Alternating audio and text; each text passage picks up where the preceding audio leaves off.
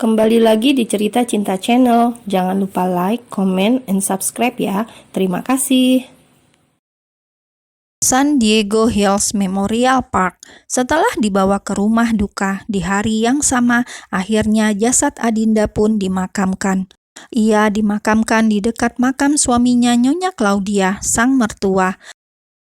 Hanya keluarga Adinda dan Anggara yang terlihat sangat terpukul di pemakaman, sedangkan Nyonya Claudia, raut wajahnya terlihat biasa. Orang-orang tidak bisa menebak kesedihan wanita tersebut karena wajahnya terbingkai kacamata hitam yang besar. Bahkan ketika putranya masih bersimpuh di atas tanah makam yang basah, Nyonya Claudia malah memutuskan untuk pergi, meninggalkan Anggara seorang diri. Sebentar lagi mungkin akan hujan, lebih baik kita pulang. Sudah, ikhlaskan Dinda.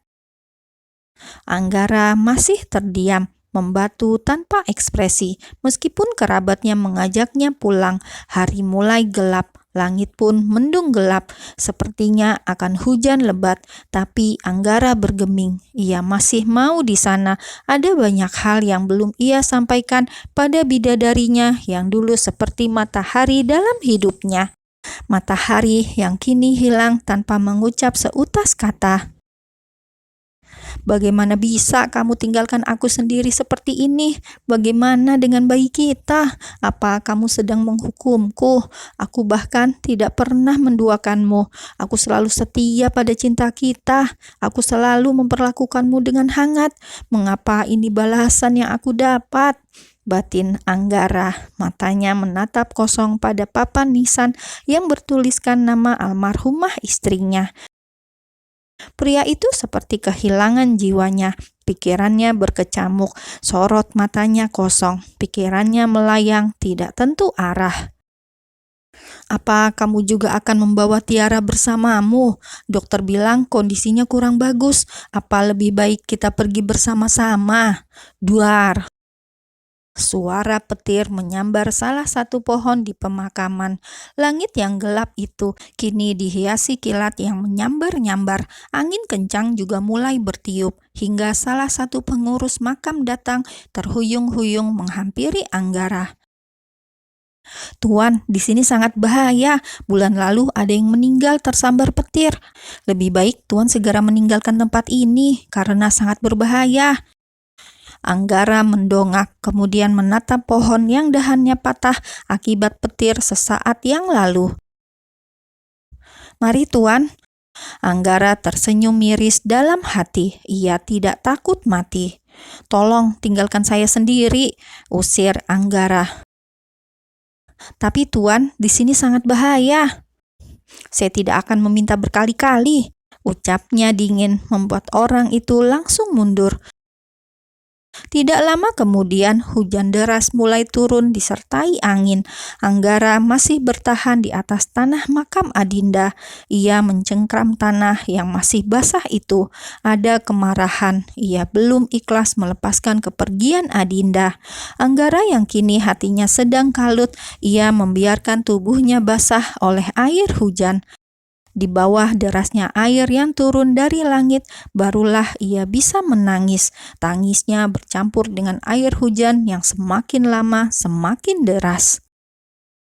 Hari sudah sangat gelap, rembulan sudah menggantung di atas langit.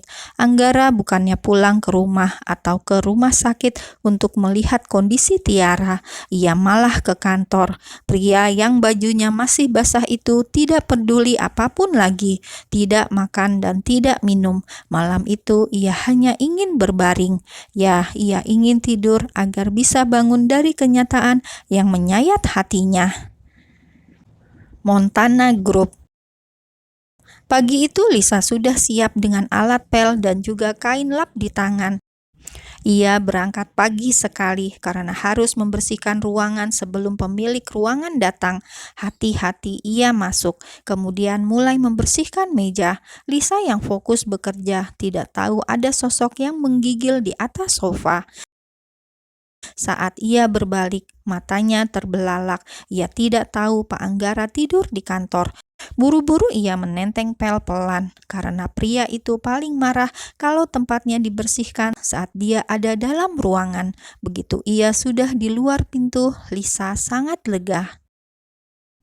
"Ya ampun, kok lapnya aku tinggal di meja? Bisa kena SP," rutuknya. "Ambil nggak ya?" gumamnya. Tidak ingin dapat teguran, Lisa akhirnya masuk lagi ke dalam. Dengan hati-hati, ia berjalan jinjit agar tidak menimbulkan suara. Begitu masuk, bukannya meraih lap yang masih di atas meja dengan pembersih kaca, matanya malah tertuju pada Anggara yang sudah tergeletak di bawah sofa. "Pak!" Di sebuah rumah sakit, ruang VIP, seorang pria terbaring dengan lemah, wajahnya pucat. Begitu juga dengan bibirnya, kering dan pecah-pecah. Rupanya kehilangan pasangan hidup membuat Anggara semakin terpuruk.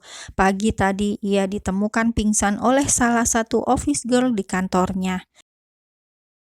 Beberapa saat yang lalu, Lisa yang panik melihat sang bos jatuh tergeletak di atas lantai. Gadis itu kemudian langsung berteriak panik keluar ruangan untuk minta tolong dan bantuan. Dua karyawan yang sudah datang pagi itu langsung bergegas membawa Anggara ke sebuah rumah sakit bersama Lisa. Gadis itu tanpa sadar langsung naik saja ke mobil, ikut memegangi tubuh Anggara, dan ketika Anggara sedang ditangani, ia hanya bisa menunggu di depan ruangan sampai Anggara akhirnya dipindahkan ke sebuah ruangan khusus. Lisa dan salah satu karyawan yang tadi mengantar langsung didatangi sekretaris Anggara beberapa saat kemudian. Pak Rio mengucapkan rasa terima kasih pada keduanya karena sudah menolong Anggara dengan cepat. Karena jika terlambat sedikit saja, mungkin sesuatu yang buruk akan menimpanya. "Terima kasih," ucap Pak Rio selaku kaki tangan Anggara selama ini. Karyawan pria yang datang bersama Lisa pun pamit, ia akan kembali ke perusahaan.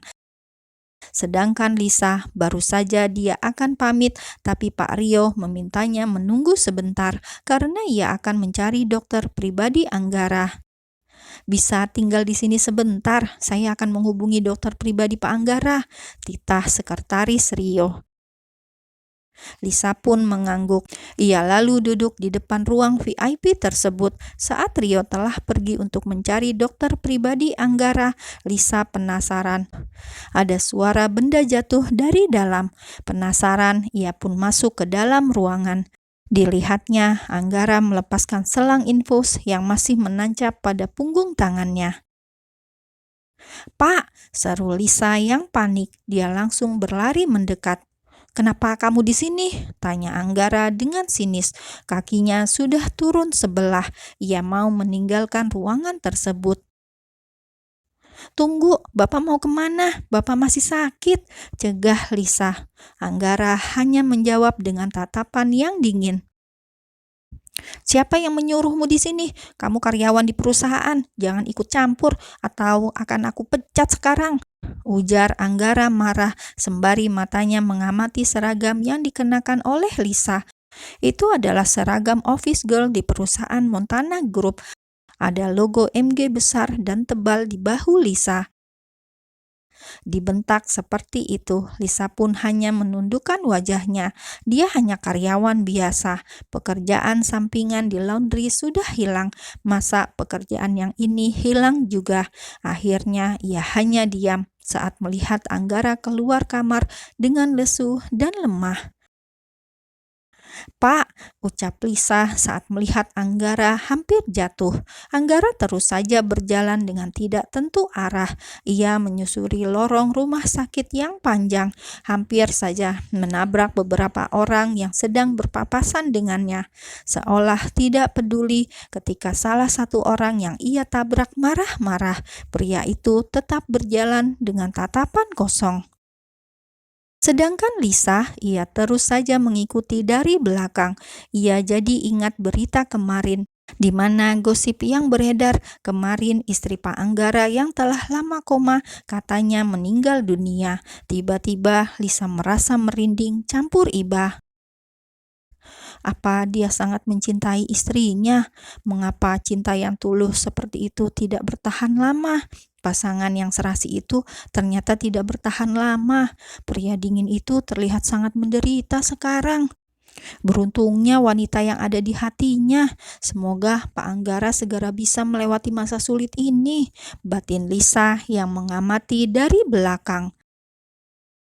Bruk, Lisa langsung berlari. Dilihatnya Anggara kembali jatuh pingsan. Kali ini kepalanya membentur sesuatu.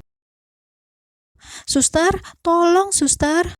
teriak Lisa panik sambil memangku kepala Anggara. Suster yang memegang map langsung meletakkan benda yang tadi ia pegang. Dia langsung teriak meminta bantuan pada siapa saja yang waktu itu ada di sana.